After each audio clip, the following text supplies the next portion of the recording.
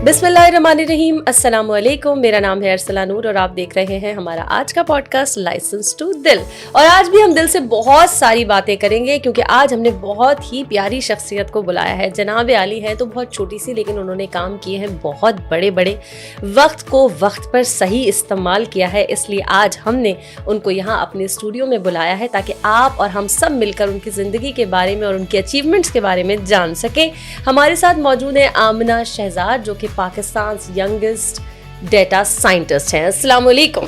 वालेकुम अस्सलाम। सही कहा है ना आमना मैंने? कहीं कोई गलती तो नहीं की? ठीक है। अच्छा आमना, वैसे तो मैं अपने देखने वालों को बता चुकी हूँ कि हमारे पास एक छोटी सी बच्ची मौजूद है। ज़रा खुद तो बताइएगा, क्या एज है, क्या किस क्लास की स्टूडेंट है आप? मैं क्लास 8 की स्टूडेंट हूँ और मैं 14 ईयर्स की हूँ। सही है। और अभी मैं एआई डेटा साइंस पर वर्क कर रही हूँ। मैंने अभी फ्यूचर स्पोर्ट एनालिटिक्स प्रोजेक्ट बनाया है। मैंने डिजिटल ट्विन सिटी प्रोजेक्ट बनाया है। मैं रिसर्च पर काम करने में फ्लड एआई पर रिसर्च पर काम कर रही हूँ और अभी इंशाल्लाह मेरी रिसर्च कंप्लीट हो जाएगी। और मैंने एआई डेटा साइंस में मैंने बहुत सारे प्रोजेक्ट्स मैंने बनाए हैं, वो मैंने अपने लिंक्डइन पर अपलोड किए हैं। मैंने 4 इंटरनेशनल कंपनीज़ की जो है मैंने वेबसाइट बना कर दी है और वो लाइव भी मैंने 182 वेबसाइट्स बनाई हैं। वो मेरी गिटहब पर है। मेरे 11K प्लस लिंक्डइन पर फॉलोअर्स हैं। माशाल्लाह माशाल्लाह, इतना कुछ बता दिया कि मेरे समझ में नहीं आ रहा कौन सा सिरा पकड़ूं और कहाँ से शुरू करूं, क्योंकि मेरी तो इतनी अच्छी अंडरस्टैंडिंग है नहीं आईटी के हवाले से। लेकिन दौर आईटी का है, दौर जो है वो एआई का है।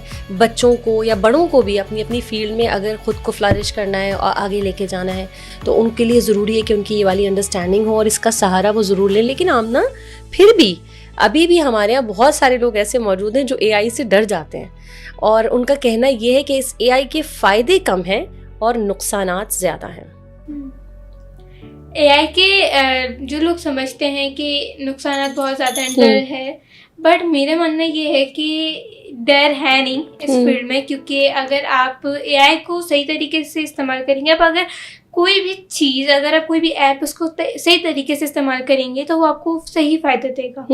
एआई को अगर आप अपना दोस्त बनाते हैं तो वो आपको बिल्कुल ठीक रिस्पॉन्स करेगा। अगर आप उसको गलत तरीके से करेगा तो ऑब्वियसली वो आपको गलत ही रिस्पॉन्स देगा। जैसे कि मैं एआई से की दोस्त हूँ, यानी मेरा दोस्त एआई है। मैं अपनी जो भी प्रॉब्लम होती है वो एआई के साथ शेयर करती हूँ और वो मुझे उसका हल बताता है। तो एआई से डरने की कोई बात नहीं। हर अभी जो दुनिया है, यानी दुनिया हर रोज़ अपडेट हो रही है, हर रोज़ नई नई चीज़ आ रही है, नए ट्रेंड्स आ रहे हैं, उसको समझना ज़रूरी है। एआई में आपको लोग समझते हैं कि एआई जॉब्स खा जाएगा, लेकिन मेरा मानना ये है कि एआई जॉब्स नहीं खाएगा, वो आपको जॉब्स देगा। किस तरह से देगा? ये थोड़ा सा हमारे सुनने वालों को थोड़ा सा इसको आसान कर दें। जैसे कि मैंने आपको शुरुआत में कहा ना कि इसके लिए अंडरस्टैंडिंग होना, उस तरह से नॉलेज होना, उस तरह से पॉलिश होना बहुत ज़रूरी है। जिसके पास ये नॉलेज नहीं है, जिसकी अंडरस्टैंडिंग अच्छी नहीं है, तो हमारे यहाँ पे टेक्नोलॉजी से जल्दी से डर जाते हैं या फिर नेगेटिविटी स्प्रेड कर दी जाती है कि या तो जॉब चली जाएगी या पता नहीं कोई अजाब आ जाएगा, आप और मुश्किल में पड़ जाएंगे, आपकी सीक्रेट चीज़ें जो है वो आउट हो जाएंगी। इस तरह की बहुत सारी चीज़ें हैं। तो क्या पहले सीखें कुछ, उसके बाद क्या किस तरह आसान कैसे करेंगी लोगों के लिए इसको? देखिए, हम बेसिक चीज़ें जो है हम उसकी इंफॉर्मेशन पहले लें कि एआई के फ़ायदे क्या हैं, एआई के नुकसानात क्या हैं। लिस्ट बना लें। इनफैक्ट आप अपने अगर रोड मैप बनाना चाहें वो आप एआई से बनवा सकती हैं, चैट जीपीटी से। हम अपना डेली शेड्यूल भी एआई से बनाते हैं। मैं अपना डेली शेड्यूल एआई से बनवाती हूँ। सुबह उठा देता है एआई आपको? नहीं, जल्दी नहीं। अच्छा, शेड्यूल मैं पूरा बनाती हूँ। अच्छा, उसके रिसर्च में अगर मुझे कोई प्रॉब्लम है मैं एआई की मदद लेती हूँ। जैसे अच्छा चलिए, बड़े यहीं पे आपको रोक रही हूँ मैं इस वक्त। कुछ मज़े की बात भी करने का दिल चाह रहा है। आपने कहा सारा शेड्यूल बना लेती हैं, सब डिज़ाइन कर लेती हैं। जैसे मैं अपनी मिसाल दूँ आपको, मैं चाह रही हूँ मैं सुबह इस वक्त उठ जाऊँ, इस वक्त इस ऑफिस पहुँच जाऊँ, इतने बजे वो वाले ऑफिस पहुँच जाऊँ, इतने बजे मेरा काम खत्म हो जाए, ये सब बना लूँ एआई पे? तो कैसे बनाऊँ? मतलब आप अपने एआई को अपने प्रॉम्प्ट दिया, उसने आपको पूरा शेड्यूल बता दिया कि आपके मतलब इतने हार्स में आपने ये करना है, एंड देन आप उसको अलार्म में सेट करते हैं, एंड देन जब आप, और जो अलार्म में बंद कर देती हूँ उसका क्या करूँ? उसका कुछ नहीं उसके लिए नहीं, कुछ AI अलार्म से निकल के आ जाके उठो नहीं अच्छा ओके। और अभी अच्छा यहाँ पर ना लोग जो है ये समझते हैं कि लाइक अभी मैं लिंक्डइन पर कनेक्ट हुआ तो उनको अपनी वेबसाइट को बिल्ड करना था, तो उनका ये मानना है कि हम AI से भी अपनी वेबसाइट बना सकते हैं। मैं ये कहती हूँ कि AI से वेबसाइट चले आप बना लेंगे, लेकिन अगर कोई एरर आ जाए या कोई बग आ जाए या उसकी स्टाइलिंग में उसकी रिस्पॉन्सिबिलिटी जो है उसका साइज ऊपर नीचे हो जाए तो आप क्या करेंगे? AI तो वो चीज़ें नहीं कर पाएगा ना। आपको आना चाहिए कि कोडिंग का मतलब क्या है, उसके जो आप लाइब्रेरी यूज़ कर रहे हैं उसमें कौन सा कोड, कौन सा स्टाइलिंग आपने यूज़ की हुई, आपने टेलमेंट यूज़ किया, CSS यूज़ किया, आपने बूटस्ट्रैप यूज़ किया, आपको ये पता होना चाहिए। तो यहाँ पर अगर आप AI से अपनी वेबसाइट डेवलप करने चाह रहे हैं तो आपको उस पर भी डेवलपर की ज़रूरत पड़ेगी। आपको ये पता होना चाहिए कि वेबसाइट में कौन सा एरर आया है। हाँ, हमारे लिए एक डेवलपर के लिए ये चीज़ हो चुकी है कि हम AI की मदद से बनाते हैं, लेकिन अगर कोई एरर आता है हमें पता है कि ये एरर है, हम इसको सॉल्व कर सकते हैं। लेकिन जिनको डेवलपिंग नहीं आती वो AI से वेबसाइट बनाएंगे, उनको ऑब्वियसली एरर्स आएंगे, उनको नहीं समझ में आएगा। तो आपको पहले AI को समझना चाहिए, AI को किस तरह से यूज़ करना है उसको समझना चाहिए, एंड देन आप उसको कर सकते हैं, क्योंकि AI अब हर फील्ड में है। अभी आपने रिसेंटली देखा होगा 2025 में ही चिना हॉस्पिटल में रोबोट्स ने ऑपरेशन किया था, बिल्कुल ऐसा बहुत ज़्यादा हाइपर हुआ था। तो अब AI जो है, AI रोबोटिक्स हर एक फील्ड में आ चुके हैं। अब देखें डॉक्टर की तो खा गया ना वो नौकरी, आप कह रही है नौकरी नहीं खाएगा किसी की, नहीं, एक सर्जन की नौकरी खा गया वो रोबोट। ब्लॉकचेन यूज करें, अब ब्लॉकचेन सीखें। ये क्या है बताइए जरा। ब्लॉकचेन जो है AI मतलब ब्लॉकचेन भी इसी फील्ड से ही है। हाँ। आप उसको वो आपकी डॉक्टरिंग में बहुत मदद करेगी। आप ब्लॉकचेन की मदद से आप अपनी डॉक्टरिंग को कंप्लीट कर सकते हैं। चाइना में ब्लॉकचेन यूज हो रहा है। इनफैक्ट अभी आपने देखा हो कि अभी दुबई में ना एक मशीन है, आई थिंक वो AI वीडियो जनरेटेड है, बट वो इंशाल्लाह फ्यूचर में होगी। अच्छा। तो वो इस तरह से मशीन बनी हुई है कि लाइक आपने अपने बस अपना हेयर डाला एंड देन वो आपके बाल अपने बता दिए कि मुझे इस तरह के बाल चाहिए, एंड देन वो पूरा बाल आपको कट कर दे देगा, आपका पूरा काट देगा, एंड देन जो बाल आपके हैं वो वेस्ट भी नहीं होंगे और वो साफ होंगे, एंड देन वही बाल आपको चैरिटी में हम आगे दे देंगे। अरे वाह, तो इस तरह का हम काम कर रहे हैं। गाड़ियाँ और उड़ने वाली जो गाड़ियाँ वो उस पर हो रहा है। दुबई में इतना सारा काम हो रहा है। अभी दुबई में बहुत कुछ AI पर वर्क कर रहा है। अभी साउथ कोरिया AI पर इतना हाइप पर है। साउथ कोरिया में पाकिस्तान में क्या हो रहा है? आपने पूरी दुनिया का तो बता दिया, पाकिस्तान में इस AI पे IT पर क्या क्या कुछ हो रहा है कि हम भी थोड़ा सा फख्र महसूस करें। आप तो हैं हमारे लिए माशाल्लाह काबिले फख्र, लेकिन काम और क्या क्या हो रहा है आपको बताऊं? लाइक अभी पाकिस्तान में कोई गूगल की कंपनी नहीं है, एप्पल नहीं है, ओपन AI नहीं है, फेसबुक, इंस्टाग्राम। एप्पल सुना है मैंने आने वाली है, हम दे देते हैं यहाँ पे खबर। बहुत जल्द आप सुनेंगे कि एप्पल यहाँ आने वाली है इंशाल्लाह। माइक्रोसॉफ्ट नहीं है। बहुत सी ऐसी कंपनीज है जो पाकिस्तान में नहीं है। इनफैक्ट पाकिस्तान में जो सॉफ्टवेयर हाउस था वो दुबई शिफ्ट हो रहा है, क्योंकि यहाँ पर कोई अपॉर्चुनिटी नहीं है। यहाँ पर इतनी सारी प्रॉब्लम्स है। अभी अगर मैं आपको एक मिसाल दूँ इंडिया की, अपने पड़ोसी मुल्क की, बेंगलोर एक उनका जो है शहर था, वो बहुत ही गंदा और अजीब शहर था, बट उन्होंने अपने कोविड में इतना बदला ना कि वो बेंगलोर अभी IT का हब बन चुके हैं। वहाँ पर हर एक बच्चा IT में है, और अभी गूगल ने इन्वेस्ट किए $15 बिलियन इंडिया में। वो दुबई ने इंडिया में इन्वेस्ट किया, गूगल ने इन्वेस्ट किया इंडिया में, और वहाँ पर AI डेटा हब बनने जा रहा है। पाकिस्तान में अभी तक कोई AI रिसर्च लैब नहीं बना, AI ऑटोमेशन आप बनाएंगे बना नहीं है। मेरा भी यही है कि मैं बनाऊँ इसको, मेरा यही ड्रीम है, और इंशाल्लाह हम लोग पूरा करेंगे और हम यंग बच्चे बनाएंगे। और मेरा एक एम यही है कि मैं यंग बच्चों को अवेयरनेस दूँ। हम लोग आज भी टिकटॉक मुझे नहीं सिखाएंगी, मतलब आप यंग बच्चों को ही सिखाएंगी? ये तो गलत बात हो गई। ये तो मतलब अगर सबको सिखाना चाहिए आपको, हर बंदा। तो आजकल हमारे पाकिस्तानी जो है बहुत ज्यादा मीम्स में, अभी जो वार हुआ चला था सब हम मीम्स बहुत ज्यादा है। लाइक मैंने अभी अपनी एक लिंक्डइन पर ना एक वीडियो डाली थी, यही इंडियन गूगल की ना, तो एक ने उस पर यही रिप्लाई दिया कि हमने उनकी जो है ना जेट्स को, हाँ देखिए वो एक विक्ट्री है, उसको तो गलत बात है उसको। हाँ, उसकी मीम्स हम बहुत ज्यादा बनी। हम लोग मीम्स एंड उसके लिए बहुत ज्यादा हम लोग पाकिस्तानी होगा, हम जो बहुत है, बट मेरा हम अवेयरनेस को नहीं, खुश रहना चाहते हैं हम लोग इंफॉर्मेशन को नहीं सुनते, हम फनी चीजें सुनते हैं, हम अपना वक्त जाया करते हैं। हम आपको एक बात बताएं कि आप स्कूल का एक बच्चा वो जा रहा है अपना जो है 6 घंटे अपने स्कूल में दे रहा है, उसके बाद वो स्कूल से क्या सीख कर आ रहा है? कुछ भी नहीं। कुछ भी नहीं। स्कूल में अभी भी हमारे सिलेबस में वही इनपुट आउटपुट पढ़ाया जाता है। क्लास 3 से मैट्रिक तक हमें यही एक इस बात में मैं आपके साथ हूँ। मुझे सबसे बड़ा, क्योंकि मैं एक टीचर रह चुकी हूँ, बोलना नहीं चाहिए मुझे, बड़े अफसोस का मकाम है, लेकिन वाकई आप स्कूल में कुछ भी नहीं सिखा रहे, आप जाया कर रहे हैं। जितने भी लोग अपने बच्चों को स्कूल भेज रहे हैं, मुझे ऐसा लगता है वो अपने बच्चों को जाया कर रहे हैं, और अपने बच्चों को भी जाया करें। अपनी जो इनकम उनकी आती है, इतनी मोटी फीस देनी पड़ती है उनको, वो पैसे भी जाया कर रहे हैं। चाइना में एआई जो है क्लास 1 से पढ़ाया जा रहा है। हम लोग यहाँ पे एआई को बिल्कुल नहीं पढ़ा रहे। हम लोग आज भी वही जो बहुत पुराना 90s में जो बहुत पुराना सिलेबस है ना, आज हम वही पढ़ा रहे हैं।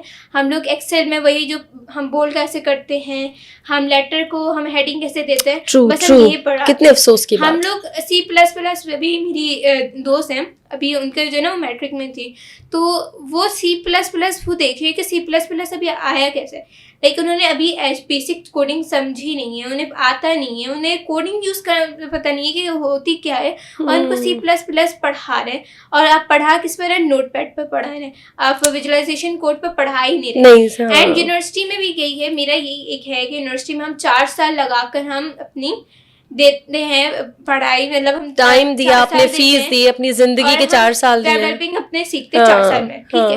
और वही स्टूडेंट 4 साल बाद वापस से आकर इंस्टीट्यूट में दोबारा से लर्निंग, तो फिर हमें वो 4 साल में हमने क्या सीखा?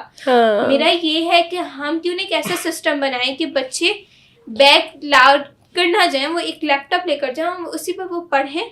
हम लोग अपने बच्चे को, हमारे पेरेंट्स बच्चों से बात नहीं करते। बच्चे स्कूल से आता है, खाना खाता है, ट्यूशन चला जाता है, वो फिर ट्यूशन से आता है और सो जाता है, कोई टाइम नहीं। तो बच्चे से पूछे वो करना क्या चाहते हैं। नहीं, मैं बताती हूँ, जो बहुत सारे बच्चे ऐसे होंगे और हैं, आप और हम जानते हैं, जो कि स्कूल नहीं जा रहे हैं, शायद अफोर्ड नहीं कर सकते, या जो भी उनकी रीज़न होगी, वो घर बैठ के ये जो नॉलेज है आपकी, क्या क्या कर सकते हैं ताकि वो एक तो अंडरस्टैंडिंग अच्छी हो गई, उनका मेंटल लेवल अच्छा हो गया, दूसरा वो अपनी इस काबिलियत से कमा भी सकें, तो क्या क्या कर सकते हैं वो? हम यूट्यूब से सीख सकते हैं। हम बेसिक टेक पहले अपना बेसिक समझे हैं कंप्यूटर के बारे में।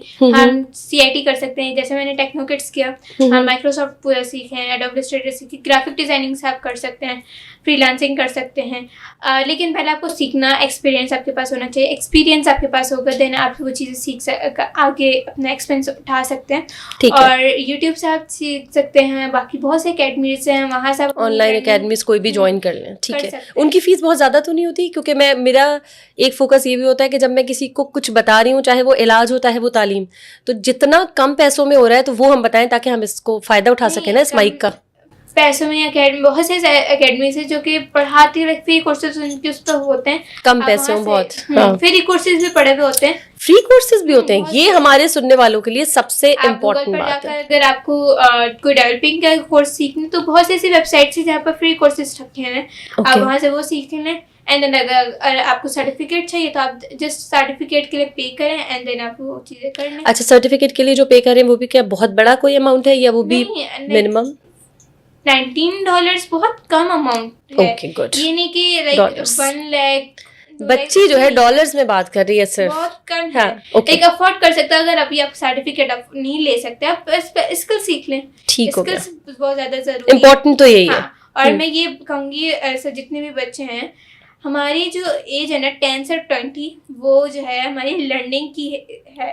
20 के बाद लर्निंग नहीं हुई, 20 के बाद जो 30 है ना, वो प्रैक्टिकल है, प्रैक्टिकल लाइफ होती है। उस प्रैक्टिकल लाइफ में आपको करके दिखाना था। हमारी पाकिस्तान कौम जो है वो 20 से 30 में सिर्फ सीखती है, और फिर प्रैक्टिकल के बाद उनके पास होता नहीं है। अच्छा, मतलब जो लेट हो गए हैं, अगर 20 गुजर गया उनका, तो मतलब वो अब सीख ही नहीं सकते, वो पागल है। वो सीख सकते हैं, बट जो आगे नई जनरेशन है उनके लिए मैं ये कह रही हूँ। वैसे लर्निंग तो हो रही है ना, मैंने तो सुना है सीखने की कोई उम्र नहीं। लर्निंग तो हो रही है। मैं आपको थोड़ा सा लर्न करा देती हूँ, सीखने की वैसे कोई उम्र नहीं होती है, सीखने की कोई उम्र नहीं, लेकिन जो यंग जनरेशन है ना, उनको जल्दी सीख लेते हैं। अच्छा, वैसे मैं काम की बात ये भी है कि 1 साल से लेकर 5 साल तक का जो बच्चा होता है, वो जितनी जल्दी चीजें सीख सकता है। कहते हैं अगर आप उसको कोई 5-7 लैंग्वेजेस भी सिखाना चाहें तो वो भी सीख सकते हैं। तो सबसे बेस्ट टाइम जो होता है 1 से 5 या 7 साल तक का बच्चा जो है वो बहुत सारी चीजें सीख सकता है, अगर उसमें आप उसको अच्छी जगह, यानी कंप्यूटर पे जिस तरह से अभी आमना बता रही है, कंप्यूटर की उसको अवेयरनेस हो, कोडिंग वोडिंग, ये सारी चीजें आप सिखाना चाहते हैं, तो ये बहुत राइट टाइम होता है। इसके अलावा आज आमना ने बताया कि 10 to 20 तक आपकी और अच्छी लर्निंग हो जाती है, लेकिन इसका मतलब हरगिज नहीं है कि अगर आप 20 क्रॉस कर चुके हैं, आप 30 क्रॉस कर चुके हैं, तब आप कुछ सीखेंगे नहीं। मेहनत तब भी कर सकते हैं, मेहनत आप लर्निंग अपनी हो सकती है, लेकिन मेरा ये जो यंग जनरेशन अभी आ रही है उनके लिए मैं कहूँगी अपने रूट्स को मजबूत करें। जब आपके रूट्स मजबूत होंगे तो आप और भी ज्यादा आपसे पावरफुल होंगे, तो रूट्स आपकी मजबूत होनी चाहिए। तो मेरे यंग जनरेशन है, बाकी जो है उनको मैं जो है करके इशारा जो है इन्होंने हमारे पास जो इस वक्त हमारे कैमरे पे लोग खड़े हैं उनकी तरफ किया इन्होंने कि जो हैं अच्छे अच्छे बच्चे हैं ये, वैसे ये अच्छा जल्दी सीख जाते हैं। खुद ही आमना परेशान हो गई, क्या कह दिया। अच्छा आमना, हॉबीज क्या क्या है भाई? सिर्फ कंप्यूटर ही होता रहता है या कुछ और भी कर लेती हो? कुछ खाना पकाना या कुछ खाना, कुछ खेलना, उसके अलावा भी, या आपका गेम भी कंप्यूटर ही है? नहीं, बेकिंग मैं कर लेती हूँ एआई की मदद से। नहीं अच्छा हर चीज एआई की मदद से नहीं होती। किचन में जाकर आपको खुद पकाना पड़ता है। अच्छा हमने एक मजे की बात हो, एक आप ही की फील्ड के एक टीचर थे जो कि मेरे ख्याल एनईडी में शायद पढ़ाते हैं वो, उनका एक दफ़ा मैंने इंटरव्यू लिया तो मैंने उनसे ऐसे एक सवाल अजराह मजाक कर लिया था जो मेरी आदत है। मैंने कहा ये आप एआई की इतनी बातें करते हैं, जो ये हमारे बराबर में एक और गेस्ट थी जो कि शेफ़ थी, मैं कहीं खाना वाना बनाती हैं शेफ़ है, तो ज़रा आपका एआई इनकी मदद कर सकता है। तो उन्होंने तो बहुत सारी चीज़ें बता दी थी हमें मजाक में। उन्होंने कहा कि ये एआई जो है शेफ़ को बहुत ज़्यादा हेल्प आउट कर सकता है। सही बात है, में मदद कर सकता है, आपको रेसिपी में भी मदद कर सकता है, लेकिन बनाने में तो आप खुद ही हाथ तो अपने ही लगाने, तो आपको खुद ही होगा। यार इतनी तरक्की करें कि मेरे हाथ जो है वो चले और मुझे पता ही नहीं चले, ऐसा कोई हेल्प करे मेरी एआई का? नहीं है ऐसा, रिपोर्ट्स बनते हैं अभी तो फिर वो मैं तो नहीं हुई ना। लाइक जापान में जो अभी रेस्टोरेंट्स हैं उन सब में एआई रिपोर्ट्स हैं, पर्सन नहीं है, सब एआई रोबोट्स हैं, वही आपको सर्व कर रहे हैं, ठीक है, आपको लेकर जा रहे हैं। चलिए आमना, बहुत अच्छा आपके साथ हमारा ये सेशन रहा। आई होप देखने वाले बच्चों को और उनके अम्मा अब्बा को ये चीज़ें समझ में आई होंगी और चाहें वो भी अपने बच्चों के वक्त को सही वक्त पर इस्तेमाल करें और हमारे मुल्क का मुस्तकबिल रोशन हो आप जैसे बच्चों की वजह से। आमना, जो आपकी सारी बातें एक तरफ, लेकिन मेरा जो कंसर्न है वो ये है कि अभी आपने गुफ्तगू के दौरान और हमारे रेडियो शो पर भी आपने कहा कि आप एक ऐसा इदारा बनाना चाहती हैं जिसमें आप बच्चों को यंग एज में सिखाना भी चाहती हैं और वो अर्निंग का मौका जो है वो भी देना चाहती हैं। मैं उस इदारे का इंतज़ार करूंगी और आपसे पूछती भी रहूंगी। आपने बड़ी ख़तरनाक जगह कह दिया है ये कि कितने अरसे में बन रहा है, क्योंकि फिर हम और लोगों को बताएंगे और फिर तो आपका जो काम है, अगर आपने कुछ किया है, अपने कोई नाम बनाया है, फिर तो इसका फ़ायदा है अगर आपने इस तरह से पाकिस्तान को और बच्चों को सर्व किया तो। ठीक है, जाते जाते एक लाइन में यंग बच्चों को अच्छा सा मैसेज दें, उनके अम्मा अब्बा को भी दें, फिर हम अल्लाह हाफ़िज़ करेंगे। सीखने की कोई उम्र नहीं होती है, आप किसी भी एज, ये मेरी लाइन थी किसी भी एज पे आप सीख सकते हैं। हाँ बिल्कुल, आपको छोटे स्टेप से स्टार्ट करना है और छोटे स्टेप से आप बड़े स्टेप तक आएंगे और मेहनत करते रहे, कभी गिव अप ना करें। और अगर कभी भी गिव अप करने का सोचें तो अपने माइंड में एक चीज़ कर लें, ये रख लें, मैंने भी अपने माइंड में ये रखा हुआ है कि आमना आप कर सकते हो, तो आप भी ये रखें कि आप कर सकते हैं। और एज की कोई, पढ़ने की कोई उम्र नहीं है, बिल्कुल ऐसा आप किसी भी एज में सीख सकते हैं। अपने रूट्स को मजबूत करें, अपनी स्किल्स को पॉलिश करें, क्योंकि आगे और दुनिया के साथ चलते रहें। दुनिया हर रोज़ अपडेट हो रही है, अपनी स्किल्स को भी हर रोज़ अपडेट करते रहें और इतने कामयाब हो जाएं, सक्सेस के पीछे ना भागे, इतने कामयाब हो जाए कि सक्सेस आपके पीछे आए। ज़बरदस्त, thank you so very much Amna, बहुत बहुत शुक्रिया। अल्लाह ताला आपको आपके तमाम मकासद में कामयाब करे, आपको बहुत सारी तरक्की दे, हमारी बहुत सारी दुआएं और प्यार आपके लिए। आई होप आज का पॉडकास्ट आपको बहुत अच्छा लगा होगा और मैं उम्मीद करती हूँ कि इससे आप सीखेंगे भी बहुत कुछ और कोशिश करेंगे इसी पॉजिटिविटी के लिए, पॉजिटिविटी के साथ अपने लिए और अपने मुल्क के लिए काम करें। अपना बहुत ख्याल रखिएगा। अल्लाह के पास।